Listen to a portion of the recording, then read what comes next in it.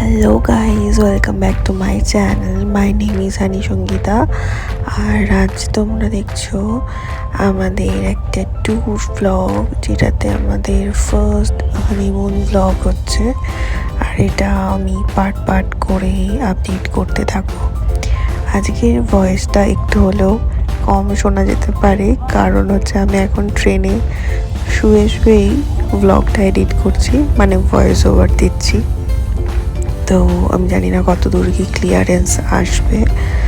তো শুরু করা যাক আজকে দিনের ব্লগটা। আজকে 11ই ফেব্রুয়ারি আমরা বেরোলাম কাটোয়া থেকে বর্ধমানের উদ্দেশ্যে। পুরোটা ভিডিওতে নেওয়া হয়নি, বাট বর্ধমান থেকে আর কি ব্লগটা শুরু করা হয়েছে। প্রথমে আমরা 5:50 গাড়ি ধরে আমরা কাটোয়া থেকে বর্ধমান আসি। তারপরে বর্ধমানে নেমে আমরা একটু বাইরে যাই, কটা জিনিস কেনার ছিল। আর মাথাটাও যেহেতু খুব ধরেছিল, সেই জন্য ভাবলাম একটু চা খাবো। আর আমরা দুপুরে আজকে অনেক তাড়াতাড়ি খেয়ে নিয়েছিলাম, যেহেতু আমাদের প্যাকিং প্রচুর বাকি ছিল। তাই আমরা খিদেও পেয়ে গেছিলো। তাই বর্ধমানের বাইরে স্টেশনে, যেখানে চা, পাউরুটি, ডিম টোস্ট অনেক কিছুই পাওয়া যায়, সেখানে আমরা আসি।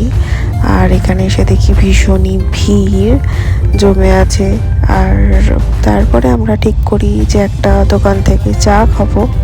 আর যে চাটা খেয়েছিলাম সেটা ভীষণই ভালো ছিল। একদম স্টেশন থেকে বেরিয়ে বাঁ দিকে একটা দোকানে আমরা চাটা নিই। আর চাটা বেশ ভালো, আর খেয়ে আমার তো খুবই ভালো লেগেছে, কারণ মাথাটা এতটা ধরেছিল ট্রেনে আসার সময় যে কি বলবো তোমাদের। তারপরে আমরা চাটা টুকটুক করে খেয়ে নিয়ে তারপরে আমরা ঠিক করলাম যে ডিম টোস্ট খাবো, কারণ ভীষণ খিদে পেয়ে গেছিলো। আর আমার ভীষণ বাজেভাবে খিদে পেয়েছিল, কারণ সেই 1টার সময় ভাত খেয়ে নিয়েছিলাম আর কি, আজকে বেরোবো বলেই। ওর ডিম টোস্টটা চলে এসছে আর আমারটা তখনও রেডি হচ্ছে। তারপরে এই যে আমারটাও চলে এসেছে। এরপর আমরা শুরু করলাম ডিম টোস্ট খাওয়া। খেয়ে আমরা বেরিয়ে পড়লাম একটু হাঁটি করে সাইডটা দেখতে, কারণ আমাদের ট্রেন এখনও দেরি ছিল। আর ও এখানে কিছু কিনছিল মেবি। তারপরে আমরা একটু এগিয়ে গিয়ে কিছু জিনিস আরও কিনলাম, যেটা আমরা বাড়ি থেকে আনতে ভুলে গেছিলাম। তারপরে আমরা ওয়েট করছিলাম আর স্ক্রিনে দেখছিলাম যে আমাদের ট্রেন কখন দেবে, কত নম্বর প্ল্যাটফর্মে আসবে। বা ট্রেনটা একটু লেট ছিল, 10-15 মিনিট মতো। তাই আমরা নেটেই দেখে নিলাম যে ট্রেনটা 1 নম্বর প্ল্যাটফর্মেই বেশিরভাগ টাইম দিয়ে থাকে। তাই আমরা আজ স্ক্রিনের অপেক্ষায় না থেকে 1 নম্বর প্ল্যাটফর্মেই চলে আসলাম। তারপরে ভাবলাম যে যদি না দেয় তখন আমরা আবার প্ল্যাটফর্ম চেঞ্জ করে নেব। তো তারপরে দেখলাম যে না, 1 নম্বর প্ল্যাটফর্মেই দিয়ে দিল আমাদের। তো চেঞ্জ করতে হলো না প্ল্যাটফর্ম। তারপরে আমরা একটু এগিয়ে গিয়ে একটা জলের বোতল কিনলাম একটা দোকান থেকে। তারপরেই আমাদের ট্রেনটা ঢুকে গেল। আর এখানে নাম্বারিং, কোচ নাম্বার যেগুলো হয় সেগুলো দিয়ে দিয়েছিল বলে আমরা হেঁটে আমাদের যে কোচ ছিল, 3rd এসির যে কোচ ছিল, সেখানে আমরা যাচ্ছিলাম। আর ও যখনই দেখছে যে ক্যামেরা অন হয়ে যাচ্ছে তখনই হাত নাড়াচ্ছে, হাসছে। বাট যখন ক্যামেরা অফ থাকছে তখন ও চুপচাপ হয়ে যাচ্ছে। আমি মাঝে মধ্যে ক্যামেরা শ্যুট করছি। আর এই যে আমাদের ট্রেন চলে এসছে, আমাদের ঘুরতে যাওয়ার প্রথম স্টেপ। আর ট্রেনটা ভীষণই তাড়াতাড়ি ঢুকে গেছে। প্রথমে 15 মিনিট ডিলে ছিল, তারপর আস্তে আস্তে 10 মিনিট ডিলে, 5 মিনিট কভার করেছে আর কি। তারপরে আমরা আমাদের বগির দিকে তাকিয়ে আছি যে কোথায়। তারপরে ফাইনালি আমাদের বগিও আর কি চলে আসলো। তারপরে আমরা ঝটপট করে আমাদের যে বগিতে ছিল সেটাতে আমরা চড়ে গেলাম। এখানে যেহেতু ট্রেনটা হাওড়া থেকে এসেছে, তাই বেশি ভিড় ছিল না বাইরে স্টেশনে। আর ভেতরে মোটামুটি লোকজন সব সেট হয়েই ছিল।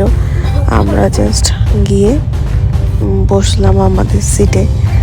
তো ট্রেনটা থামার পরে ওখানে আমরা তাড়াতাড়ি করে উঠে গেলাম, যাতে আমাদের সিটটা তাড়াতাড়ি পেয়ে যাই, কারণ বর্ধমানে কিন্তু বেশিক্ষণ দাঁড়ায় না ট্রেনটি। আর আমাদের কোচ নাম্বার ছিল B4 আর সিট নাম্বার ছিল 25 আর 26 তাড়াতাড়ি করে খুঁজে আমরা বসে গেছিলাম। এখানে অনেক লোক শুয়েও গেছিলো ডিনার করে, যেহেতু প্রায় রাতের দিকে। আমাদের বর্ধমানে এই ট্রেনটা 8:22 টাইম ছিল, বাট ঢুকেছে 8:26।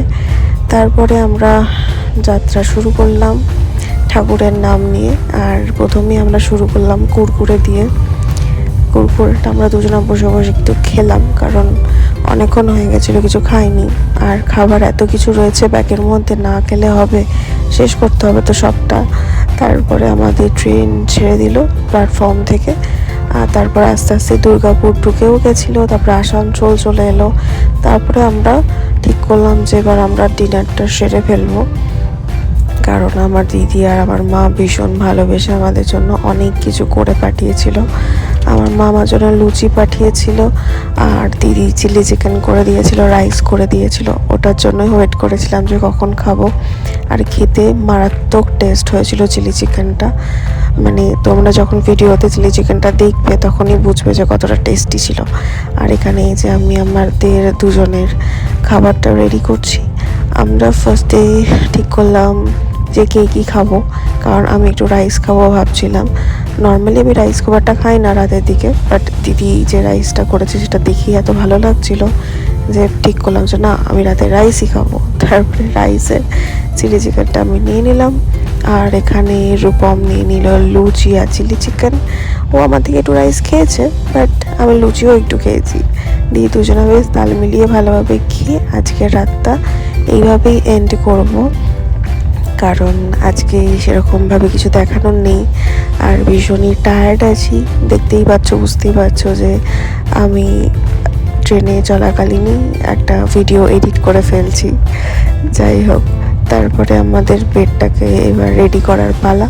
তো এখানে ইন্ডিয়ান রেলওয়ে থেকে আমাদের 2টো করে বেডশিট আর 2টো বালিশ, তার সাথে দিয়ে দিয়েছিল কম্বল, যেটার কোয়ালিটি খুবই ভালো ছিল আর খুবই পরিষ্কার পরিচ্ছন্ন ছিল। আর তাই করতে করতেই সবার এবার ঘুমানোর পালা। চারিদিকটা বেশ অন্ধকার করে দেওয়া হয়েছিল, কারণ লাইট জ্বললে খুব চোখে লাগছিল।